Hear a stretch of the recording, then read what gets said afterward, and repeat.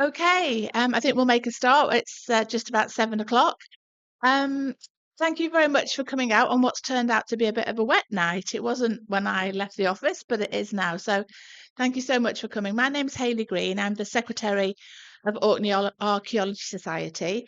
I'm delighted to welcome you to our talk this evening. So just to let you know, we're not expecting any fire alarms or anything like that. So if we do hear anything, then our main point of exit is through those doors behind us. And if we can't get that way, through those doors there, there's a toilet. The main or the easiest toilet to get to is back in the hall if anybody needs that. But hopefully you're all sorted and ready for an interesting and informative talk this evening. So I'm delighted to introduce and to welcome Andrew Holland-Rake, who most folk I'm sure will know. Andrew is a well-known local archaeologist and historian, and we were having an interesting chat a few moments ago about archaeology, history, the difference, the overlaps, and so on. But Andrew is probably best known most recently for the work that he's been doing both at Ness Battery and also in supporting HMS Turn. So when we were looking at our programme of events for this autumn, there's been some really exciting developments at Ness over this year, which I'm not going to say anything about. But it just seemed a really good opportunity for Andrew to bring us to date. So I'm really happy to welcome Andrew. I think you're going to talk for about an hour or so, yeah, about an hour, and then there will be time for questions at the end. So I'm going to just go to the back and turn off these sets of lights here, but this light will stay on so that we can get the filming done. Okay, thank you very much. I'll pass you on to Andrew. Yeah. Thank you, Hayley. Am I coming through okay? Everyone hear me okay? Okay at the back. So yes, very good turnout. Very happy to see you all here. Thanks for coming. And as Hayley said, yeah, there's a lot else on tonight, not least the Alcoholics Anonymous meeting in the same building. So, so my name is Andrew, and I'm an archaeologist. I'll start. Sorry. So Ness Battery, and I know there's plenty of people in the room who've been on a tour there, and I hope those who haven't will do so in the future. And tonight, I'm not really going to do a recital of the tour by any means, and I've quite deliberately not the usual tour content, and particularly because there's been a lot of new stuff that I've found out about the site, and new photos, new info, all sorts of things, which I have been showing to people on the tour. But the most recent development includes some photos from the First World War. And some of you might have seen in the past quite a few photos of Ness Battery from the First World War showing the huts and various other things. And particularly exciting for me, being a gun geek, actually some photos of the guns themselves at Ness Battery. And as far as I know, that's something that's never been seen before, just acquired this year. So more on those later. And also new information about the guy who painted the mural in one of the huts at Ness Battery. There's a bit of the mural, more on that later, and A.R. Woods himself. And in the talk I did not that long ago, I refer to this as the real A.R. Woods, because we had the wrong A.R. Woods to start with. And I'll touch on that a little bit later as well. So far too many slides, so I'll have to rattle through a few of them in quick succession. I will linger on the more interesting ones. Questions at the end, but if there's anything you want to ask as we go along, we can do that too, but preferably at the end. So an hour and a bit altogether, including the questions, okay?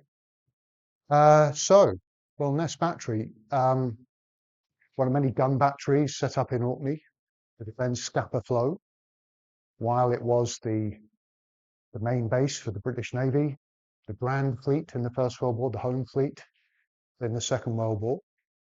And until then, there hadn't really been a formal naval base up here at all, because there hadn't really been a need. And it wasn't until Germany became a threat that they really needed a base in the north. They did look late in the Napoleonic Wars at as using it as an anchorage, and there were suggestions and plans, but nothing really came of that, because there were some defences set up during the Napoleonic Wars to the Martello Towers over in Hoy. But all sorts of reasons for using Orkney as a naval base. And the main thing being, of course, they needed a base far enough north to keep the German fleet bottled up in the North Sea, which they couldn't do from their existing bases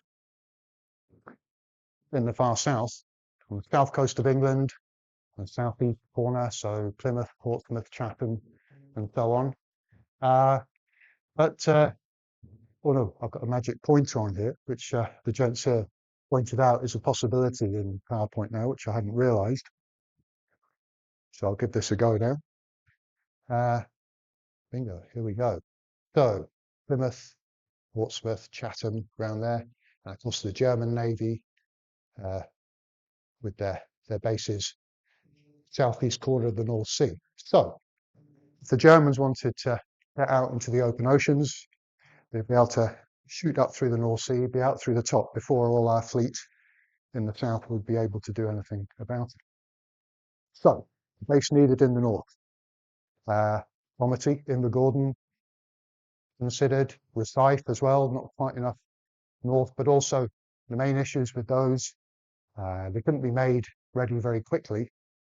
Gap of flow was an easy one to seal up with defences in a pretty quick and easy fashion.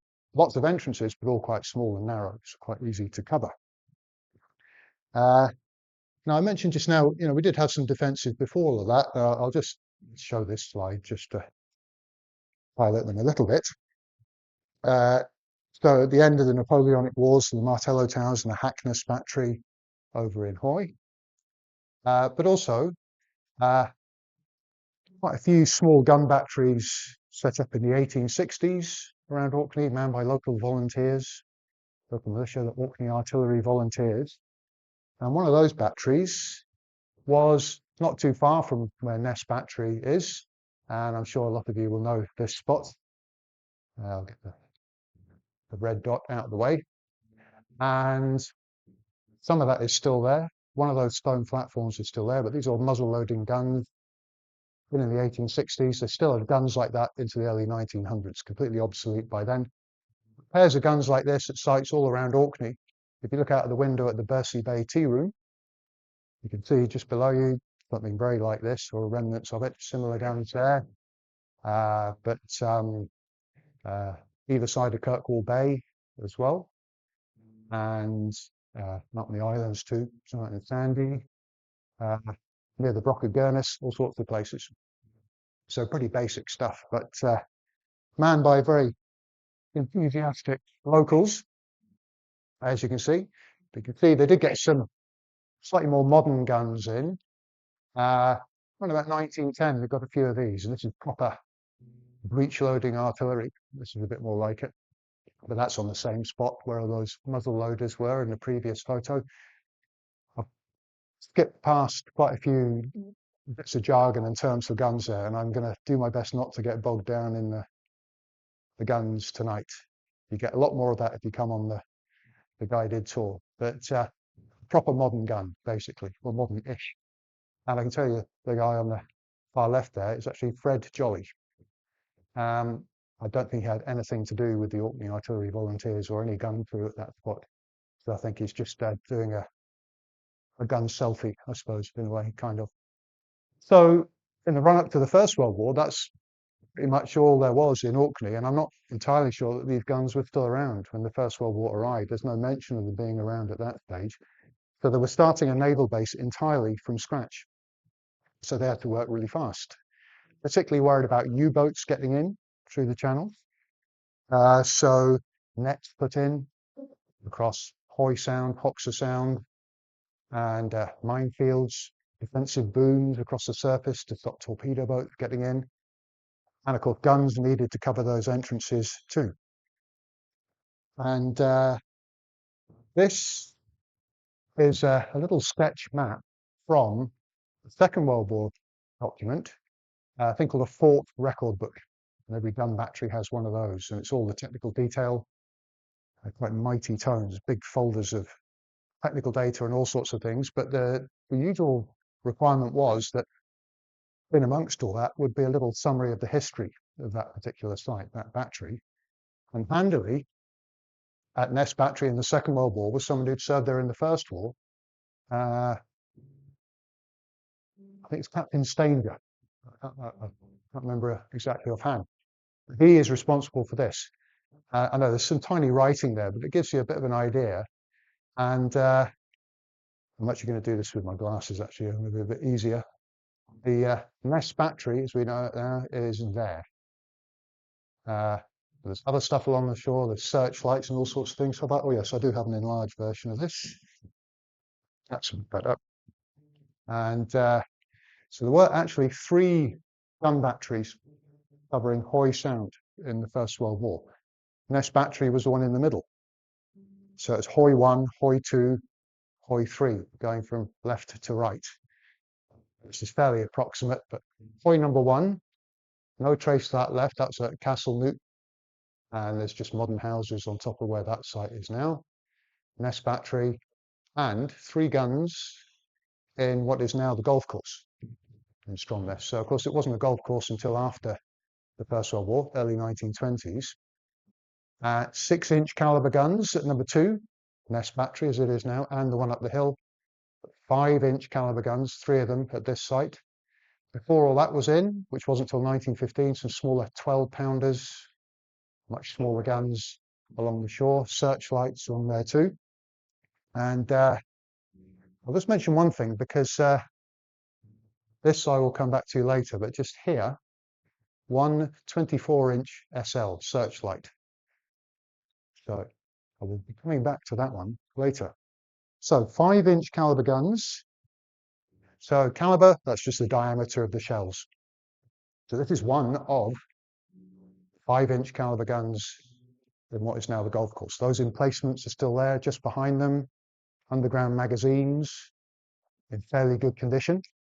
This, I can tell you, is the middle of the 3 emplacements. That's the one in the least good condition right now. It's actually the top of that bit of concrete in front there in quite a poor state. These were made in America, these guns, the Bethlehem Steel Company, Pennsylvania, 3 of them just there. And in fact, they're the only 3 guns of that exact type ever made. So very lucky there's a photo of one of them. So quite an exotic item. It's very similar to a lot of American guns. But all the big guns, that is 4, 5 and 6-inch caliber guns in Orkney in the First World War, were American made. It came from Bethlehem Steel, including these ones. And there are quite a few photos of the guns up at Hoxahead in the First World War and the huts there and the soldiers, all very well documented, and at Stangerhead and a couple of other sites. And for the most part, manned by imported gunners, if you like, gunners from the fleet, Royal Marine Artillery, for the most part. But Hoy number 2 battery, 3, sorry, rather, the one in the golf course, actually manned by Orkney gunners, members of the Orkney Royal Garrison Artillery. And here's some of them, very slightly small photos here. These chaps on the right, the Stromness detachment of the Orkney Royal Garrison Artillery, and they've got their backs to a bit of wall just underneath their drill hall, which is now Garrison Hall, self-catering accommodation. So just to your right, you'd be going up Pelly Hole Road. So looking up at that wall, you've got your back to the main street in Stromness. So these chaps, I'm not sure. I think this photo top left is some of the Orkney gunners away at a training camp, possibly one in Fife. So they manned the guns at number 3. Ness Battery itself, Hoy number 2 in the First War, and the one up the hill, Castle Luke, manned by Royal Marines. So a bit of a mixture. Well, we've got an Orkney number plate. At least I posted this online many years ago and got a response. Someone gave me actually some details about the number plate and exactly when that vehicle was sold and to who. I couldn't find it for the benefit of tonight, but I do have it on file somewhere. Members of the Orkney Royal Garrison Artillery, I'm pretty sure at the camp at Ness Battery in the First War. And there are quite a few photos from in and around the camp in the First World War, including inside one of the huts. And you can't quite tell from the uniforms here, but I can tell you these chaps are Royal Marines rather than Orkney gunners. These are guys that are used to shipboard life, hence the hammocks and the hooks on the beam for hanging the hammocks on. So, in amongst those Royal Marines, this fine gentleman, Patrick Me, Paddy Me, and I suspect there's nobody in the room quite old enough to remember him, but he settled in Orkney after the First World War. But he was one of the gunners at Ness Battery in the First War. And I'll come back to him again in a second. But he actually went on to open a barber shop in Stromness and was still cutting hair there were into 1950s, I believe. Does anyone go back that far and remember the name? I think there's still members of his family still in Orkney, but I'm not sure. But yeah, he settled in Orkney. I know a lot of you knew Peter Leith, of course. Peter once told me his first proper haircut was from Paddy Me in 1941. So he was certainly still going strong then. So all these guns installed in the First World War, none of which ever fired in anger. They had no cause to. Now the Germans, we know, did try and break in, and U-boats were spotted and sunk or rammed quite close to Orkney. One got partway into Hoxha Sound, very late in the war, almost in the last week, I think it was, or thereabouts. It was sunk when it was detected by the chaps that were staying ahead, and they set off the remote control mines just at the right moment and sank UB-116. That's as near as they got. But whilst it still carried on as an active base and place of internment for the German fleet, I won't get into that story too much tonight, but there's some of the German fleet. So this will be probably early 1919, I guess, from here. And in the foreground, the base at Houghton for seaplanes in the First World War. That pier is still there, by the way. The workboat that goes to Flotter goes from that pier. So the more modern pier for the Flotter and Linus ferry is actually a bit further across, but that pier is still in use. So the gun battery was still manned, because for a while, that period, you could say they were keeping the Germans in rather than out, until the German fleet settled itself in June 1919, of course. And during that period, a lot of trouble in Stromness. Supposedly, the Royal Marines getting a bit fed up with not being demobbed and sent home, causing a lot of trouble. And according to one account, the streets of Stromness ran red with blood every Saturday night because of the trouble in the pubs. So, little drama in the town now. And that apparently is one of the motivations for going for Stromness becoming a dry town. And they had actually a referendum in the town. They voted for all the pubs to be shut. And supposedly, all the trouble was one of the justifications for that. Here are some more Marines, and that's probably at Ness Battery, including a cat this time. And now, this is a photo I've acquired very recently. There was a chap on a guided tour at Ness Battery, I think it's around about July this year. And he said somewhere at home, he's sure he had some photos of his grandfather and his time in Orkney. And he was going to go around Ness Battery, and he said, I think it might have been here. So we got in touch, and he sent me a few things, and including, oh, sorry, I should mention, bottom right is this chap's grandfather, called Harold Garnett, and his grandson Richard, who was at the battery, got hold of his service record. Again, the text is a little bit weedy here, but you might just be able to make out one thing. This chap was a Royal Marine gunner. So we can just see here, RMRT, Royal Marine Artillery. And It's a bit hard to make out there, but I'll just point out just here, we've got, I think it's that. Trouble is, I'm pointing with the glasses I need to be able to read it, sorry. Cyclops, yeah, Cyclops 2. Let's make that up. Cyclops was a ship, but this doesn't mean he was serving on board Cyclops. Cyclops 2 is a designation for the Royal Marines serving on shore, manning the gun batteries. And they have to have a ship which they're designated to. Shore bases were quite often named after a ship that was in there. For example, a lot of the Marines based at the naval base at Portsmouth, the HMS Victory 2, 3, 4, and so on, lots of divisions, are named after the ship, but not actually serving on board them. HMS Cyclops was a maintenance ship which spent most of its time in Longhope during the First World War. HMS Cyclops was generally known as the Cycle Box, that was its nickname. So Cyclops 2, that means he's in Orkney at the batteries. And from that, we know Harold Garnett was serving up here from June 17 to May 1918. After that, he was sent off to, after the end of the war, after a couple of other postings, HMS Glory, and she was involved in the campaign in the north of Russia, where Scarf at Scale House was involved as well, of course, so a bit of an overlap there. But that's for another talk, really. We can't be sure from that he served at Ness Battery, because everyone at Ness Battery, Hawks Ahead, Stang Ahead, it all says Cyclops 2. With commanding officer Colonel Harris, mentioned there as well. He was in charge of all the Royal Marine gunners in Orkney.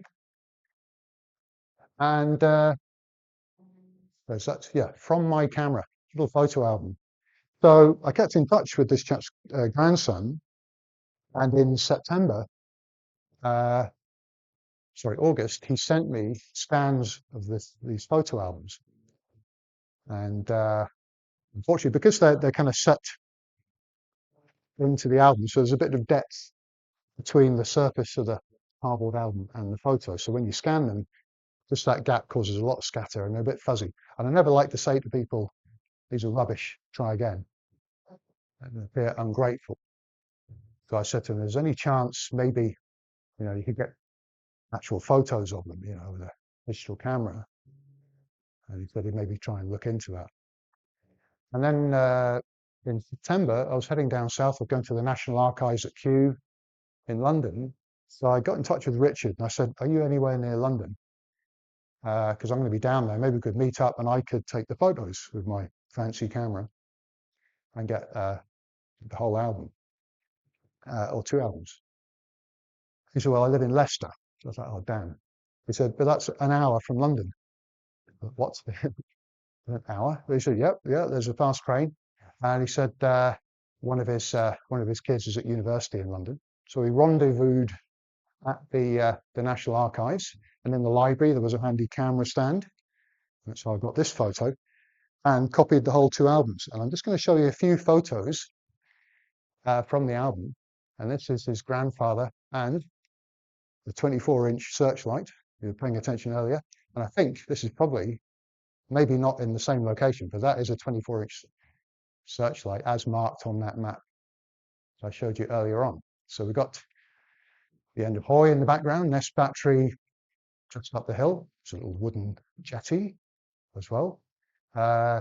This bit of corrugated metal here might actually be the searchlight emplacement. I'm not sure. So, and also in the photo album, again, they're really small photos. I think it's 2¼ inch square format, so it's 6 by 6 centimeters, and probably just contact printed from the negatives, so same size as the negative.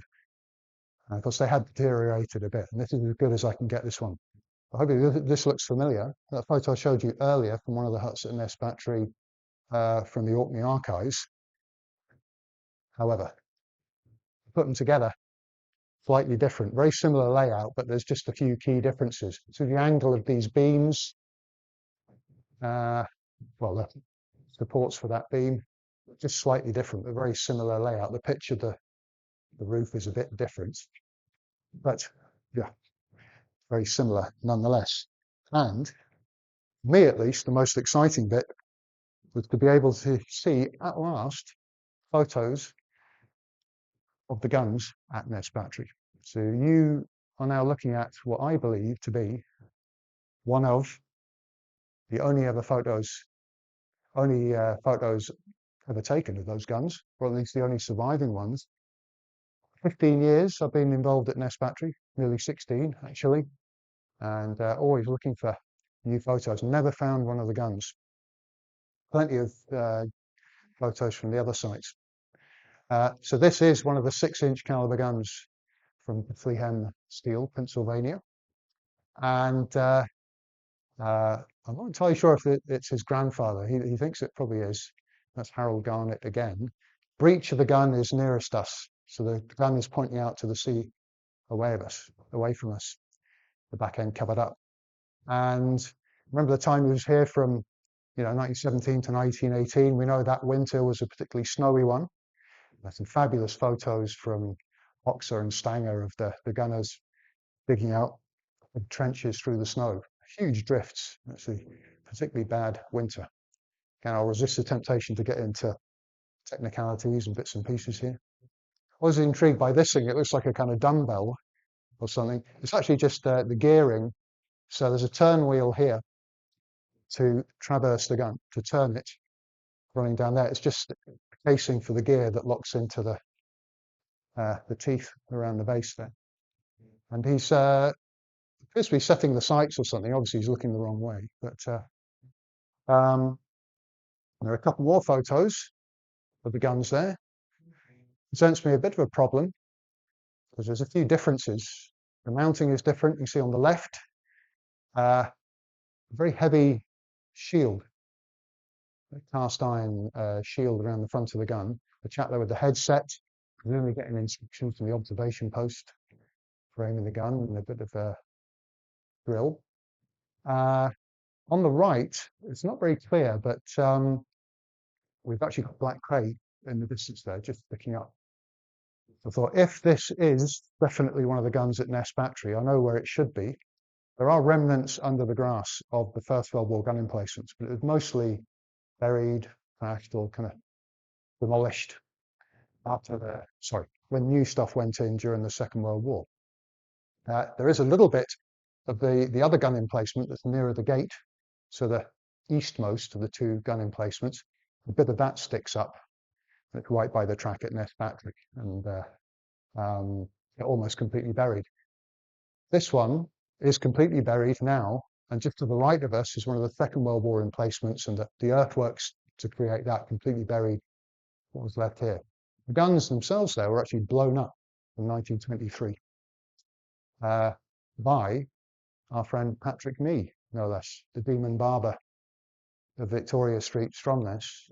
And all the guns in Orkney after the First World War were all sold for scrap, some blown up, some cut up. So that left the concrete only, but buried in the run-up to the Second World War. But you can actually, I'll come back to this photo again and say there's something else to mention there. So that's that one photo again.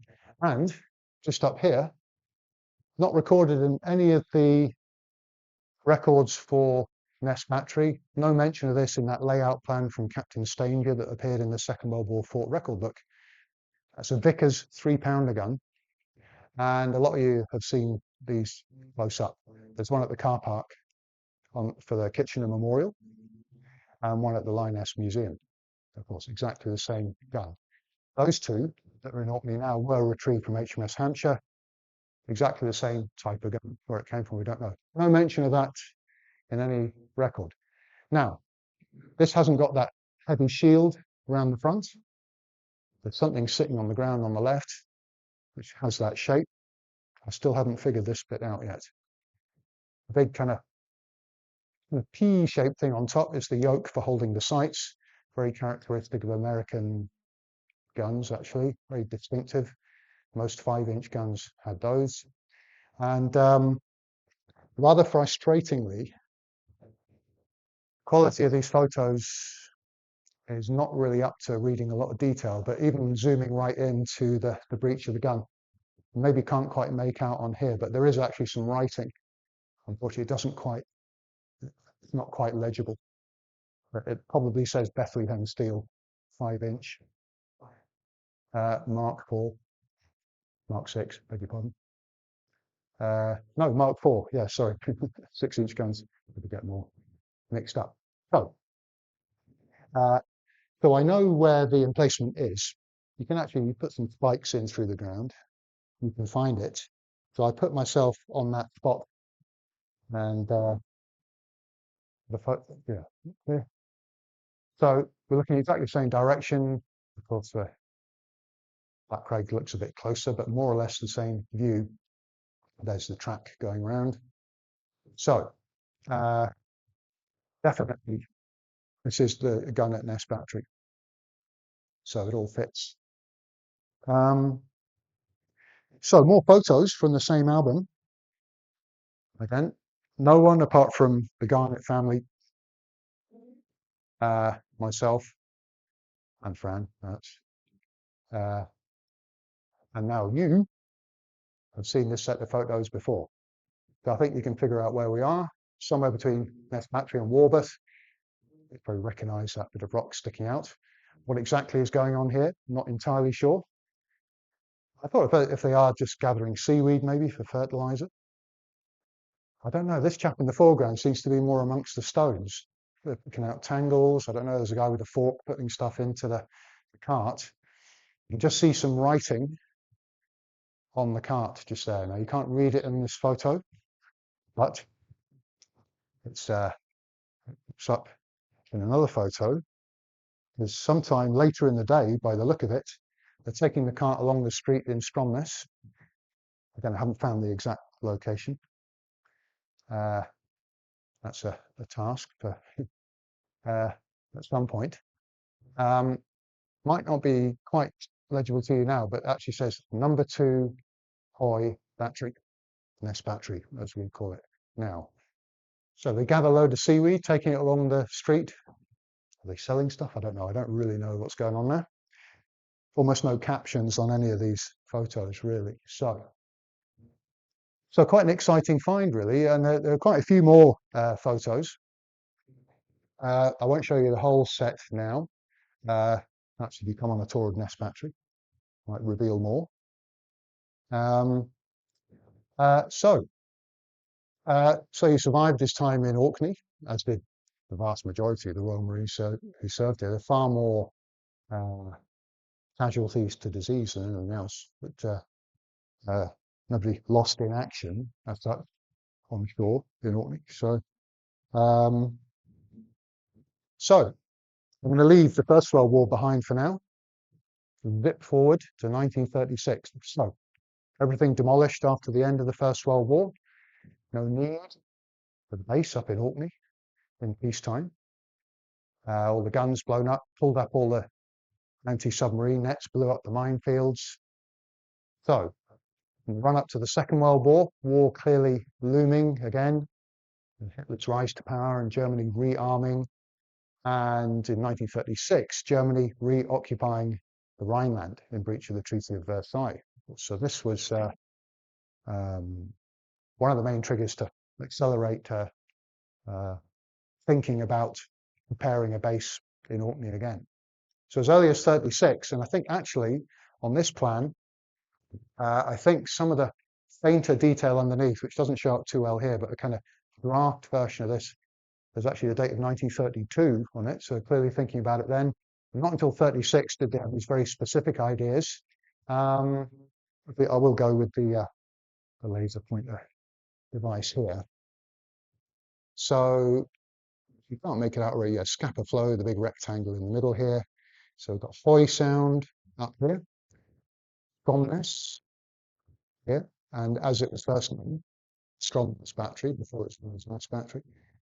So the range is shown here, 12,600 yards, 7 miles, and it's got two 6-inch guns was what they had in mind, and that's what was put in.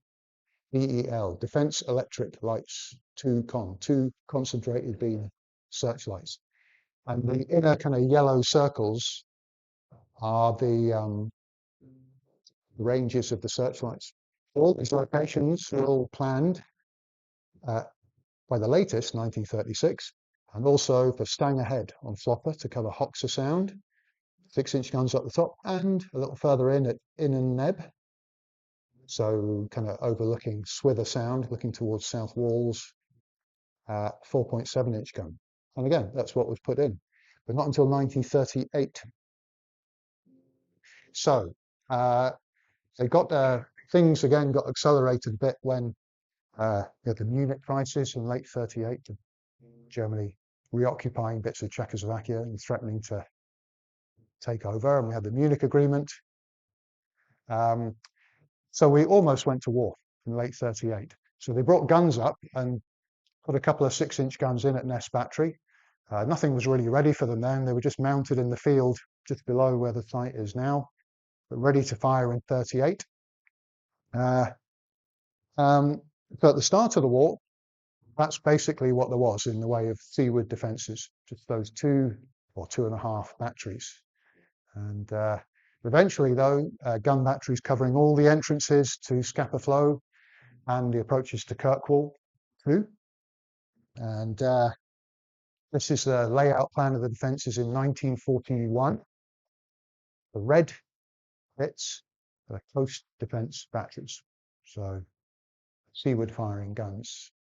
So all the way around. We've got Ness Battery, top left, and we've got the anti-torpedo boat and anti-submarine booms and nets, Fountain Head to Scad Head, fields across here as well.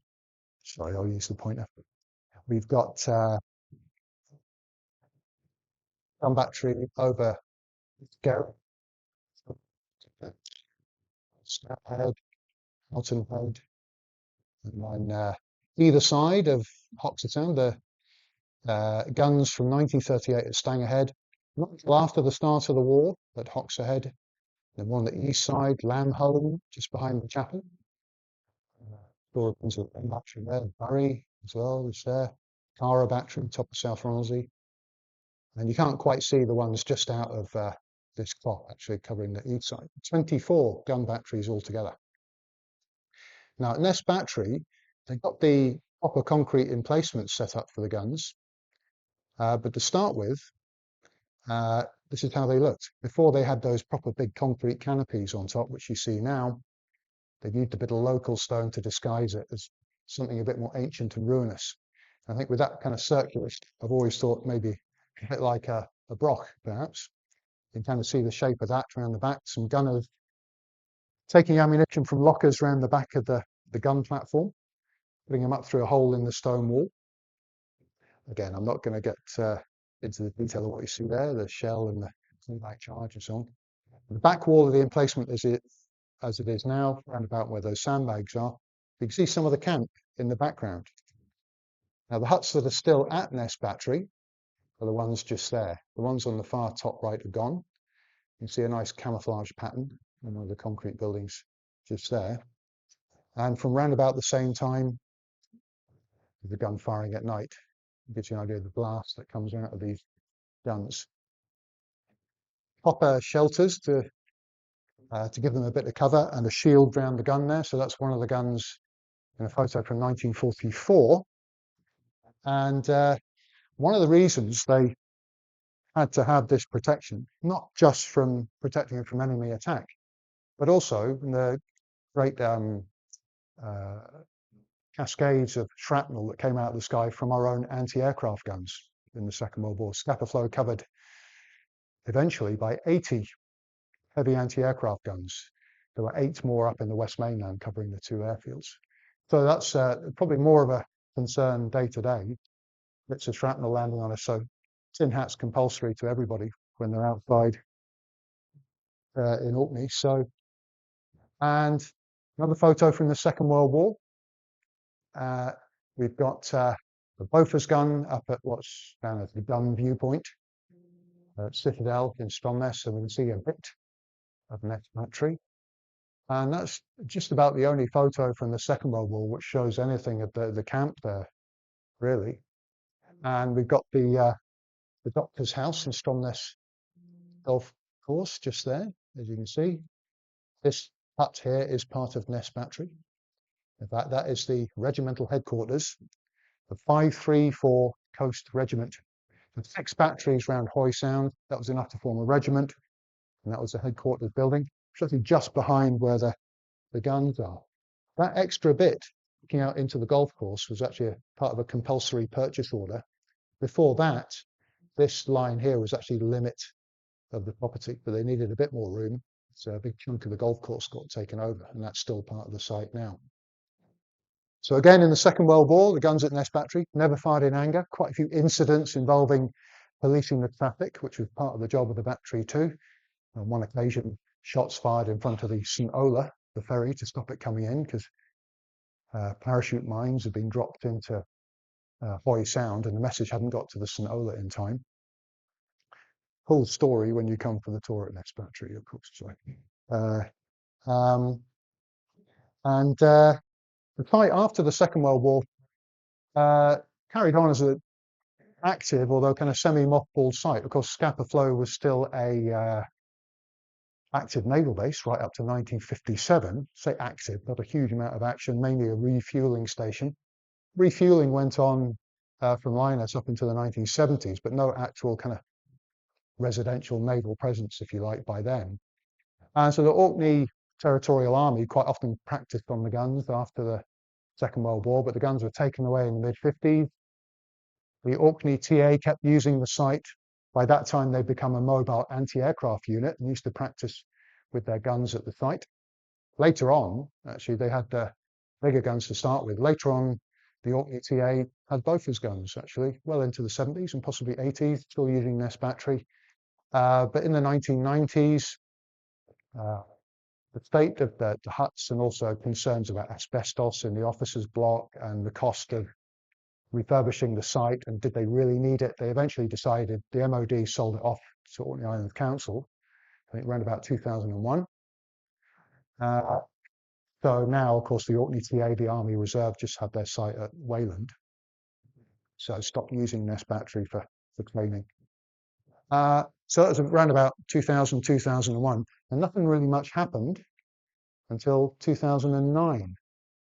And organisation called the Scapa Flow Landscape Partnership Scheme was set up with a lot of finance from Orkney Islands Council, and they took over the lease on Ness Battery, and that enabled them to raise a lot of funds, a lot of money from the National Lottery, but some from Historic Scotland, Historic Environment Scotland, as they are now, of course, some European money too, and a lot of money from the council themselves to renovate and preserve Ness Battery. And before any work could happen, there had to be a bit of work done to record the site as it was. So part of that was a intense program of standing building recording. And there weren't too many people in Orkney with experience in that, from me, as it turned out.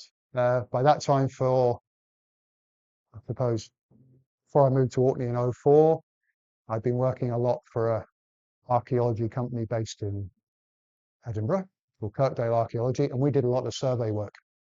And so that was, as far as I know, one of the factors in Orca, the Orkney Research Centre for Archaeology, getting the gig, basically, the contract to do the work. But of course, on the team and actually leading the work, recognise our man on the left, I hope,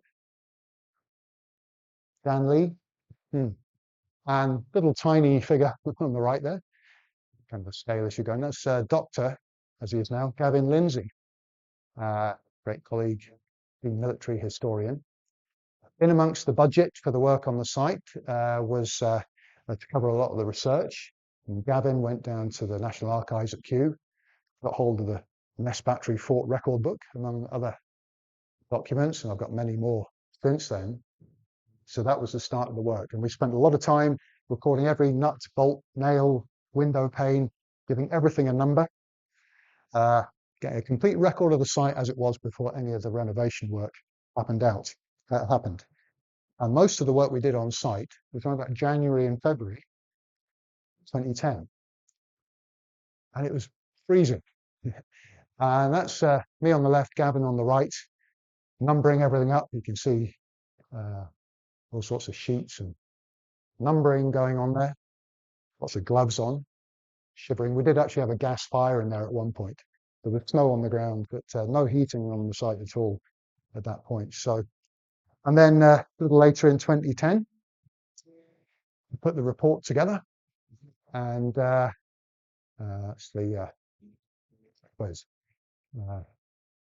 the observation post there at Ness Battery. And just give you an idea of how a lot of this stuff turns out. It's basically a lot of photographic recording, but also sketches, numbers for every feature, great databases of all of these. But also it shows you how the huts looked at the time in a fairly poor state, and there's kind of light blue paint holes in the roofs, which were mostly asbestos at that time, so they had to go. So eventually, once that was completed, the restoration work got underway. New roofs on the huts. I'll show you how they have turned out in a minute. Also, in amongst the funding that was awarded to the site, this included the working with the Townscape Heritage Initiative to train up some guides. And in affiliation with the Scottish Tourist Guides Association, there were two tours set up, one to cover a walking tour through the town of Stromness, and also a walk starting from the caravan site, the point of Ness, all the way along the shore to include all those other wartime sites up into and around Ness Battery. The course was set up by my lovely wife, Fran, of course, and Helen Snooks. And so it was part funded by the Scapa Landscape Partnership Scheme. And they had space for 10 guides and or budget for 10 guides. Am I right here? I better check the facts right. Just shout out, I've probably got all this horribly wrong. This is as I remember it, of course. And right at the last minute, one of the 10 pulled out, and if they didn't have 10 people, they wouldn't get the funding. So I'd never done a word of guiding at this point. So Fran said to me, "Do you fancy doing a bit of guiding?" I said, "Not really. Not my cup of tea at all. Rather stick needles in the eyes," might have been the expression used. We were just discussing this earlier on. Eventually, yeah, okay, I'll give it a go if it means it can go ahead. But I had been involved with the work at Ness Battery and the research by then, so it kind of made sense. And later in 2010, now, technically speaking, Fran might not remember this, but the very first tour of the site at that time was actually done by Fran as a demo for the trainee guides, as we were. However, my first tour in anger, as it were, was me, and there's me doing it. June 2010, members of the Orkney Defence Interest Network, which is still kind of in existence. Was anyone here on that tour? I don't think so. Well, I think quite a few people on the tour are no longer with us in general, unfortunately. But here we go. There's me with my newly minted yellow badge, STGA. And yeah, Sandy Firth there. And yeah, got a few familiar faces. And inside the mess hall as well, which at that stage still had its false ceiling in it. Should mention as well, as Ness Battery particularly special, it's actually the only gun battery in the whole of Britain that still has its wooden hut from the Second World War. So pretty special. But at that stage, it still had the false ceiling and the strip lights. They were taken out in work later that year to reveal the rest of the mural, very little of which we can see in here. There was some work done on the concrete buildings as well. It wasn't just about the huts. New supports put in the gun emplacements to hold up the roofs, which are the girders were in poor shape and still are, the original ones. And we weren't actually allowed to take anyone in for tours at this stage. So until those were patched up and reinforced, we couldn't take people in. And actually to this date, there's been no work on the tower either, which is this is an old photo, and it's in a rather poor state in comparison to this now. So hopefully in the near future, might be ways to get some more funding to patch that up. You can see now the huts, the new coat of paint, new roofs, 2010, 2011. And here they are in all their glory. So the double hut at the back right, so that's the mess hall and cookhouse. So that's where the mural is, the nearer half of that. The nearest hut is actually the officers' accommodation and mess, and back left accommodation for the other ranks, everything below NCO level. More on that if you come for a tour, of course. And so the mural itself. Here's a couple of views. Yeah, a bit tricky with this light right here, but this is the gable end, at one end of the mess hall on top there. You make out there, so come the three corners of the world in arms, and we will sink them. This is actually an adjusted bit of Shakespeare. The original line comes from the end of King John, and it's actually come the three corners of the world in arms, and we shall shock them. So they changed it to sink. They never got to sink anything in the Second World War either. A few pot shots at the ferry and a few other incidents, right enough. But above that, the emblem of the Royal Artillery. And appropriate that there is some Shakespeare up there, because that end was a theatre in the mess hall there. So this was the mess hall for the other ranks, the one half of that double hut. On the east wall, it's fantastic English countryside, including a pub in one corner. And I couldn't get my hand on a better copy at when I was putting this together. I'm sure I've got better versions, but there's the pub called the Jolly Farmer. This in the bottom corner, the signature of the artist himself, A.R. Woods. So we hadn't really come up with any suggestions as to the identity of this chap when the initial research was going on in 2009, 10, 11. Started up regular tours for the public in 2012, and around about that time, when we're getting a bit of publicity, we're on BBC Landward and a couple of other things. Someone got in touch with a chap called James Payne, scriptwriter for the BBC. He worked for, I think he did EastEnders, but also a bit later, Death in Paradise, Murder in Paradise, Death in Paradise, Murder in Paradise. Never watched it, can't remember. France Department, crime dramas. So he said, I found an A.R. Woods, at least, and said, do you think it was this chap? Albert Rycraft Woods, who wrote a book called I Guarded the Waterfront, which sounded promising. Unfortunately, the waterfront he's referring to is the River Thames. But he mentions he did a bit of painting, and we actually managed to find a couple of his paintings, right enough. I'm not going to dwell on him too much, because I must point out, at no point did I say to anybody, this is definitely our man. But I had to talk about somebody. Of course, we contacted the Army and the Ministry of Defence.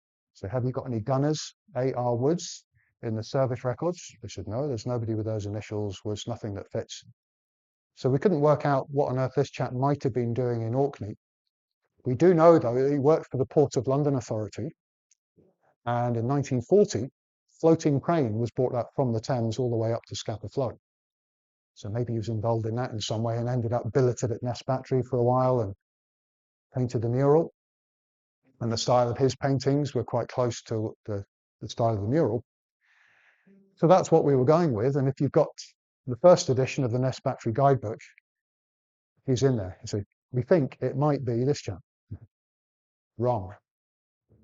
So very early 2021, I got a phone call completely out of the blue from a lady from the family of A.R. Woods.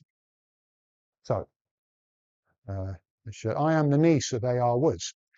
So I thought, brilliant. Because I'd actually managed to track down some of this chap's family. None of them had any sort of idea, what on earth would he be doing in Orkney? And she said, well, it's not the A.R. Woods you're thinking of at all. You've got the wrong one. Because, of course, she'd seen online, just by accident, really, she was looking into her uncle's military background. He was, in fact, a gunner. And after Googling something simple, maybe just like A.R. Woods artist, she stumbled on the Ness Battery website, which appeared in her search results. And so she could see who we thought it was. This was Gaynor Woods, his niece. And she was able to set the record straight, basically. Gaynor Woods on the right, her sister Coral on the left. So two nieces of the real A.R. Woods, the right A.R. Woods. So who is he? Well, surprise, surprise, he was a gunner. Makes a bit more sense than a Thames pier master. Aquila Robert Woods. Aquila, Latin for eagle, an unusual one. And here he is in his gunner's uniform, not long after he joined up in 1941. So, of course, she had various documents and photos. And one of the very first things she sent me was a photo of one of Bob Woods, as he was known. Not surprisingly, he didn't tend to go by the Aquila name. With his middle name Robert, generally just Bob, or to Gaynor, Uncle Bobby. And she sent me a photo of one of his paintings. So, and she said, yeah, we've been trying to figure out where this is for years. Have you got any ideas? She said, so I think I can help you out with this one. It's a vaguely familiar scene to me. And here we are. So apart from layout plans from the Fort Record book and that snippet of a photo from the gun up on the hill at Ness Battery, this is probably the only kind of image we have of the layout and the perpendicular aerial photos. It fits with the layout plans as well. Mess hall and the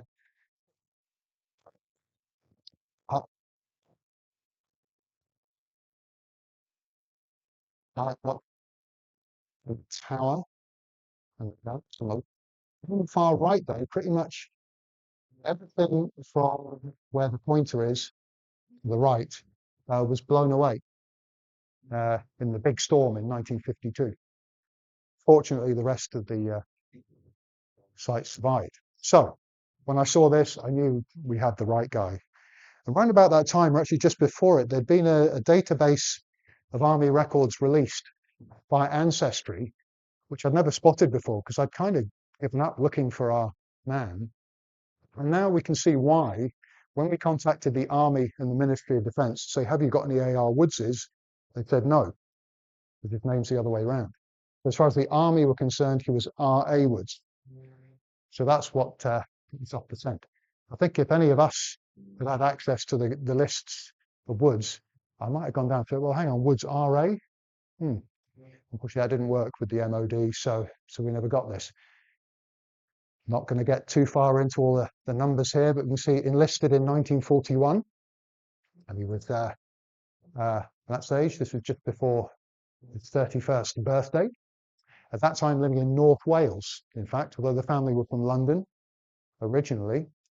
And number 2 CT battery, post-trading battery. That was in North Wales and quite close to Mould, where he lived. It was actually at Great Orme, so Llandudno. After that training, the first few units he served with, the first few on the list, were all in East Sussex. So that's what we figure we're looking at in the mural. It fits with that part of the country.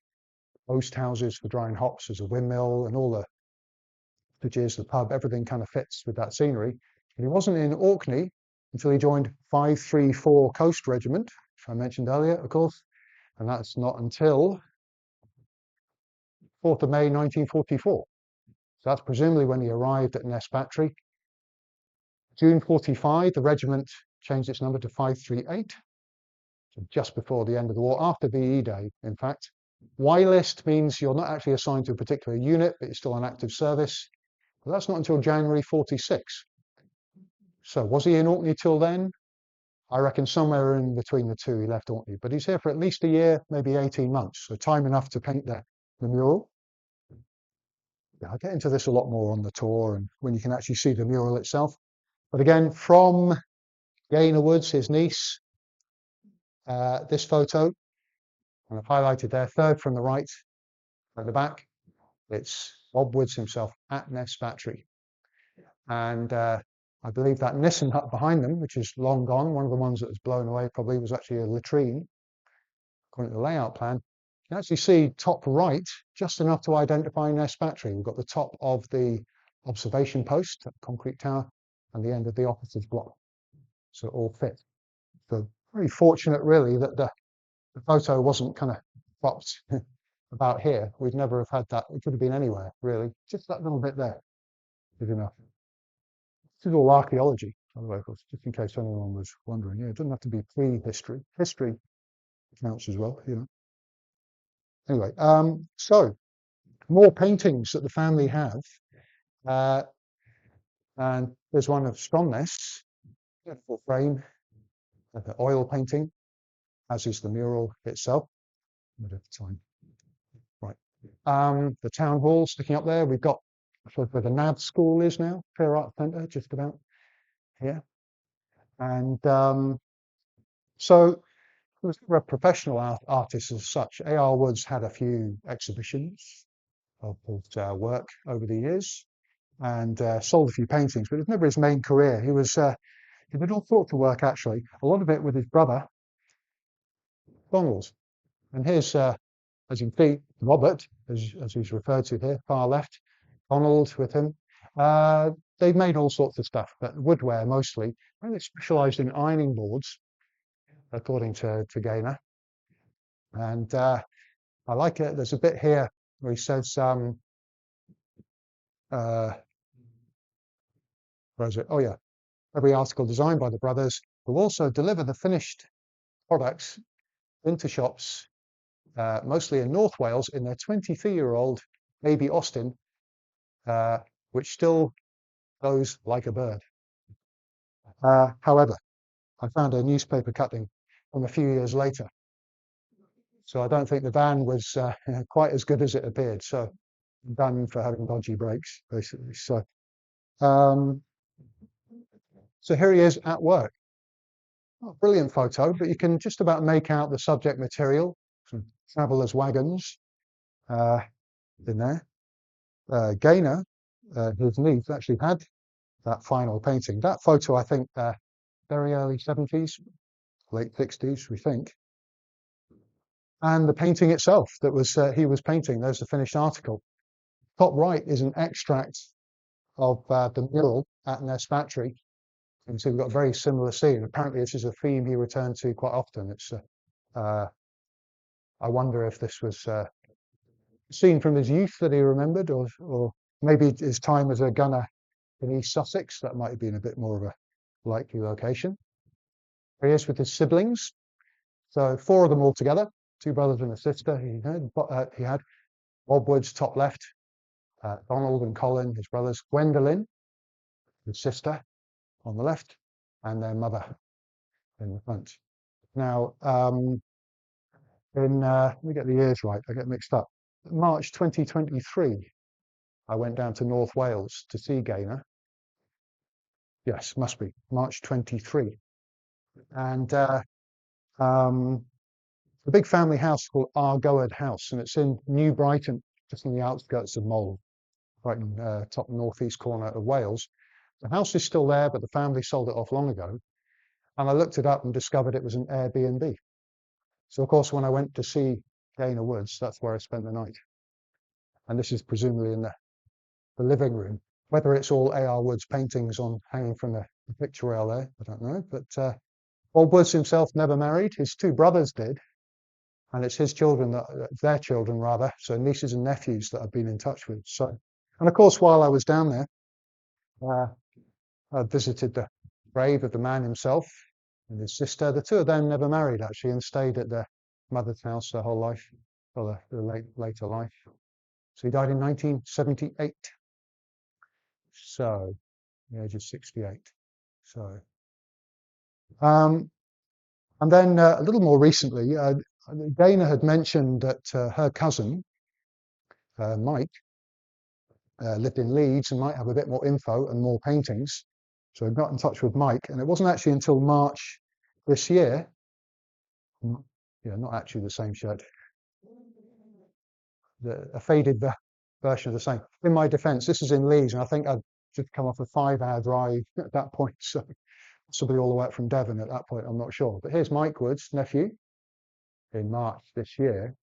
And even better, in July this year, it was during shopping week, actually, wasn't it? Mike and his wife Irene came up, and there they are at Ness Battery. And there's the pub in the corner there, the Jolly Farmer. And so, of course, we got Radio Orkney involved. Cameron came to interview Mike in the mess hall.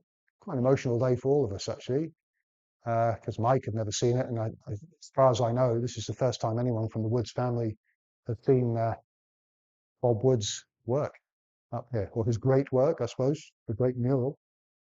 Whether he did anything on this scale anywhere else, I doubt, but I'm not sure. So that was kind of a brief visit in the morning on that day. I had a public tour scheduled in the afternoon, and I was about to say to Mike, do you want to come on the full tour and get the whole experience? And he actually said, before I'd offered it, said, yeah, can I come on that tour? Because I want to get the full thing. Because we haven't really had time to do the full visit in the morning. Unfortunately, that day I had a really good turnout. I think 18 people or so on the tour. And hello, too late.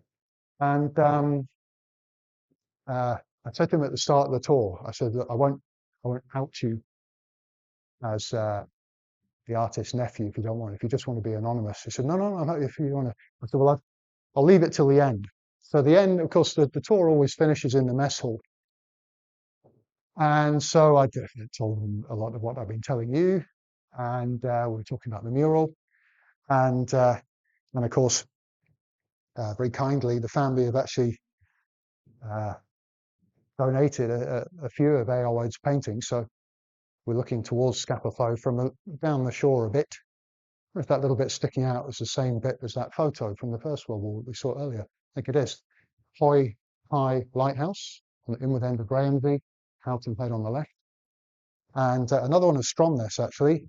We all recognise this spot, a much photographed and painted scene. So we've got the Stromness Museum on the left, the toilet, actually. And so, yeah, the kind of classic view of the Stromness shoreline. So I was showing the people there and telling them all about Bob Woods and everything, and that it was his niece, Dana, that had put us in touch, who'd actually got in touch to start with. And so this is how we found it out. And then I said, well, also this year I met Mike Woods, his nephew, and here he is. So it's a great excitement. And then handed over to Mike himself, and they were asking him questions, and yeah, we're there for quite a while. So fantastic, really. Now, there's a couple of paintings. So that's, I think, where I'd better leave it. And that's more or less as much as I was going to say. So still ongoing research, a lot more to find out about Bob Wood's life. And of course, I found out a lot more than I've mentioned tonight.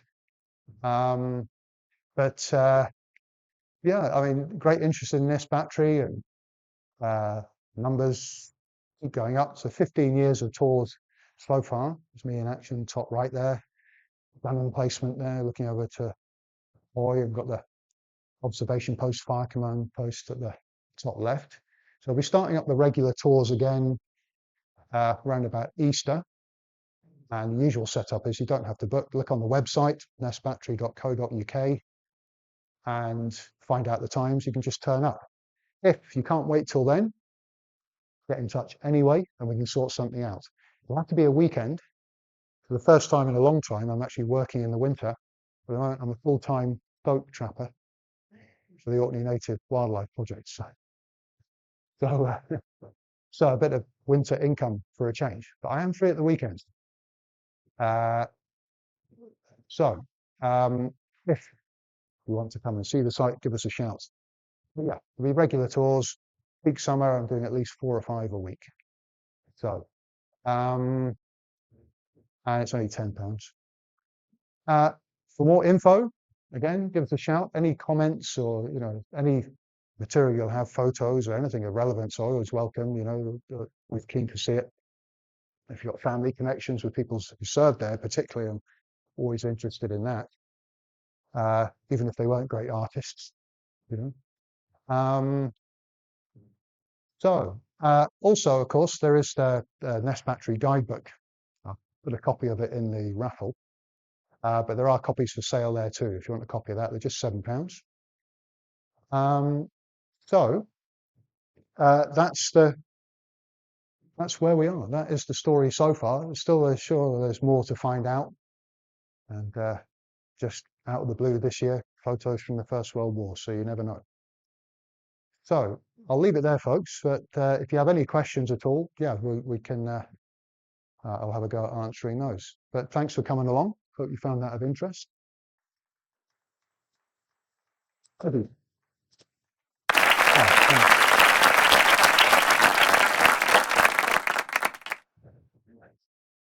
Okay, well, thank you, Andy. That was absolutely fantastic.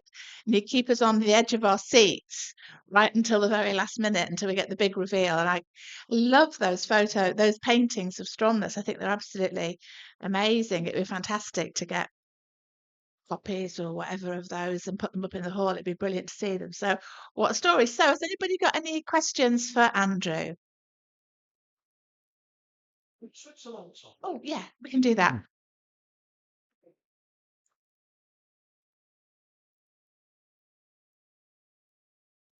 Oh, hello. Can I just ask? I go along that path quite often, and the searchlight, the little building that had the searchlight, Hmm. the state of the concrete, I see it year in, year out, just deteriorating. And there was years ago, it had this kind of finish on the top, which over the years has just come off and Right. come off and come off. It And suddenly peeled off one year. There was one year where it just the skin kind of went, and it's got worse since. Yeah. and it worries me. That's I think all that needs is a sort of skim of, I mean, in my ignorance, a skim of concrete. And if somebody doesn't do something with that searchlight position, it'll, disappear, and that's a shame. It's a big shame, and I drive past it, 100 times a year, and I often think of it. But it's I think it's kind of tricky uh, because to get fresh concrete skim onto that, such an exposed spot, I'm not sure how well it would. We'll make it last longer, but I think it's always a bit of a losing battle. I'd love to see every bit of concrete in Orkney preserved. Another good example right now, I'm sure a lot of you've been to a Rowwick battery, 6-inch guns there as well. In some ways, it was the kind of, I suppose, a sister battery to Ness battery. That was a battery in charge of all the eastern gun batteries, very similar role to Ness battery. And now the quite a few of the big girders are actually starting to sag, and the canopies are actually on the way down. The stoke trapping hotspot, actually, that bit, as it turns out, not actually in my zone, unfortunately. Ness battery is so, however. And I was there checking the traps that were within the site a few weeks back. But yeah, Rowwick and, I think a lot of them now are getting to a bit of a tipping point. One of the reasons Ness battery was kind of singled out for this sort of treatment is because of the huts. And because as a group, it is, although it's not, in our advertising, we say one of the best preserved sites. In many ways it is, but there's a lot of the concrete, a lot of the metalwork, which is in a poor state, which was never got any attention in the renovation works. But the priorities, roofs on the huts, preserve those, because that's the unique thing about the site, and the supports in the gun emplacements. The iron girders are still there holding things up, but they're going, so the new ones are yet to be fully tested, I suppose, technically. But, you do what you can with the money that's provided. As for that searchlight emplacement, well, it's the last one along that shore. There were about 5. All the others blown up in the 60s and 70s by the army doing explosives training, actually. And supposedly they blew up the old bathing station as well, which didn't go well with the Stromness residents.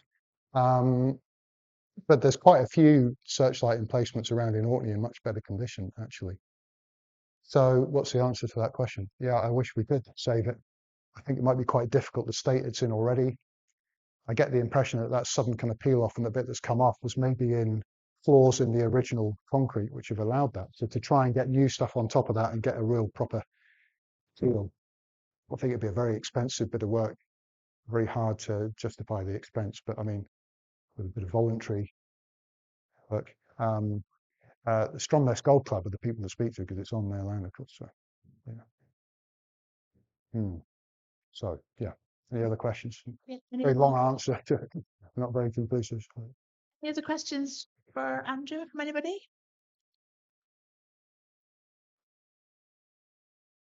No. Well, I think Andrew would say, obviously, if you've got a question, you can go on the tour. Or I'm sure I'll hang around a little bit afterwards while we're putting things away, but or buy the book, as he said. So, or email me, or email. info@nessbattery.co.uk. Brilliant. Thank you very much. Well, thank you, Andrew. That was absolutely brilliant.